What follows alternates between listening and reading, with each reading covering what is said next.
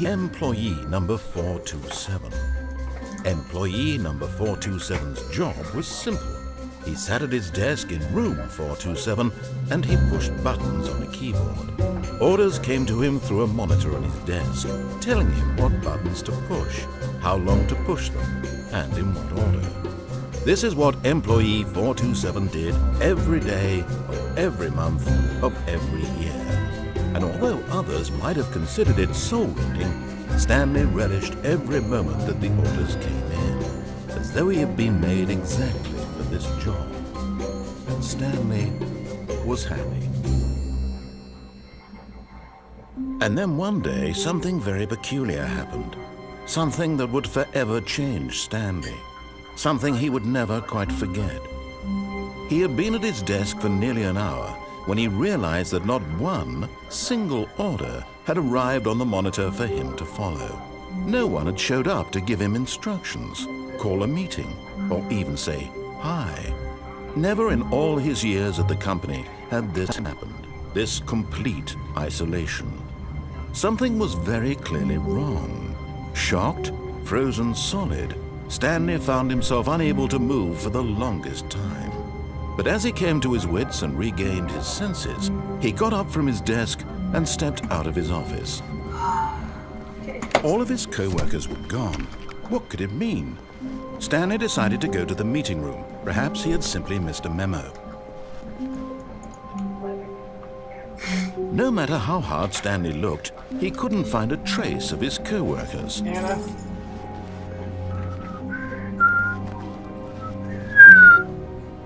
If any of y'all know how to pick things up in this game, please leave it down below in the comments, because I have no clue how to pick stuff up. I think it's like a Q or something. When Stanley came to a set of 2 open doors, he entered the door on his left. Right, left, eeny, meeny, miny, mo. Guys, I'm tired. Okay, let's do what it says.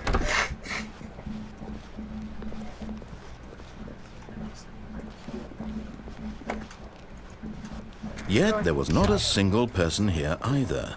Feeling a wave of disbelief, Stanley decided to go up to his boss's office, hoping he might find an answer there.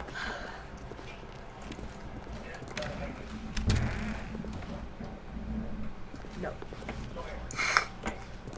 Coming to a staircase, Stanley walked upstairs to his boss's office.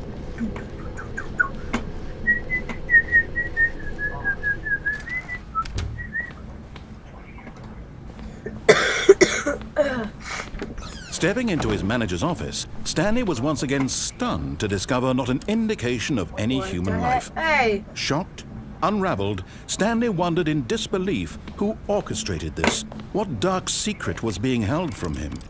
What he could not have known was that the keypad behind the boss's desk guarded the terrible truth that his boss had been keeping from him. And so the boss had assigned it an extra secret PIN number, 2845. But of course, Stanley couldn't possibly. Yet incredibly, by simply pushing random buttons on the keypad, Stanley happened to input the correct code by sheer luck. Amazing. He stepped into the newly opened passageway.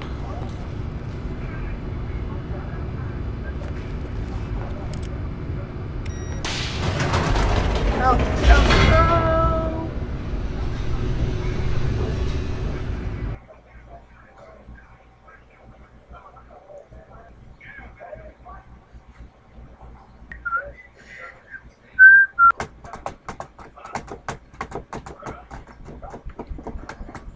Descending deeper into the building, Stanley realized he felt a bit peculiar.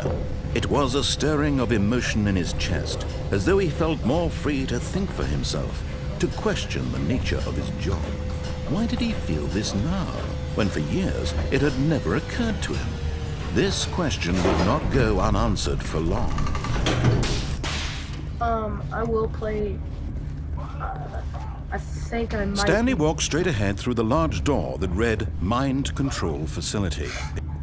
I will play games that you asked me to play. If they're on PS3. Oh, I'm gonna have to get the game recorder for it.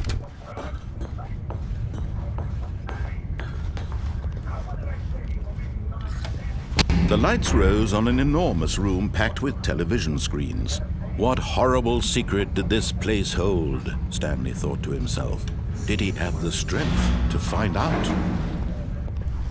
I know some people don't like it when other people talk about the gameplay, especially for this game. Now the monitors jumped to life, their true nature revealed. Each bore the number of an employee in the building, Stanley's co-workers. The lives of so many individuals reduced to images on a screen, and Stanley, one of them, eternally monitored in this place where freedom meant nothing.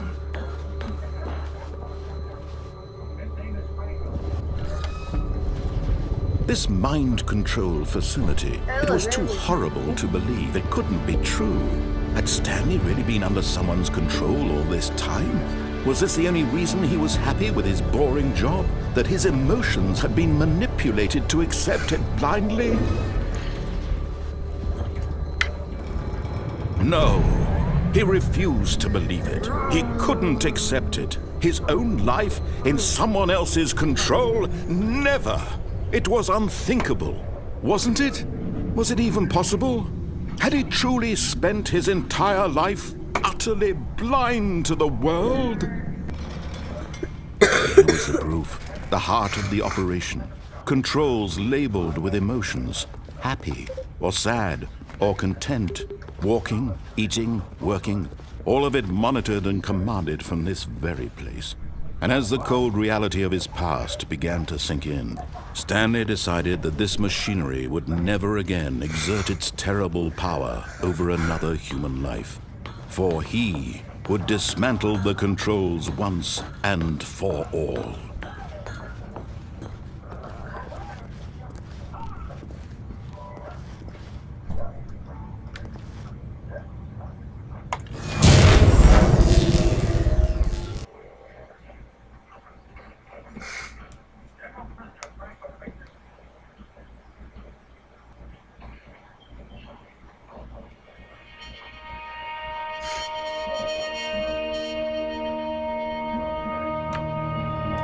Blackness and a rising chill of uncertainty. Was it over? Yes! Oh my God! He had won. He had defeated the machine, unshackled himself from someone else's command. Freedom was mere moments away. And yet, even as the immense door slowly opened, Stanley reflected on how many puzzles still lay unsolved. Where had his co-workers gone? How had he been freed from the machine's grasp? What other mysteries did this strange building hold? But as sunlight streamed into the chamber, he realized none of this mattered to him, for it was not knowledge or even power that he had been seeking, but happiness. Perhaps his goal had not been to understand, but to let go. No longer would anyone tell him where to go, what to do, or how to feel. Whatever life he lives, it will be his. And that was all he needed to know. It was perhaps the only thing worth knowing. Stanley stepped through the open door.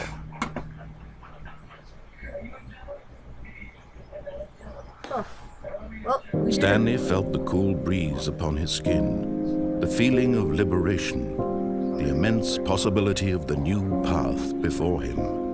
This was exactly the way, right now, that things were meant to happen. And Stanley was happy.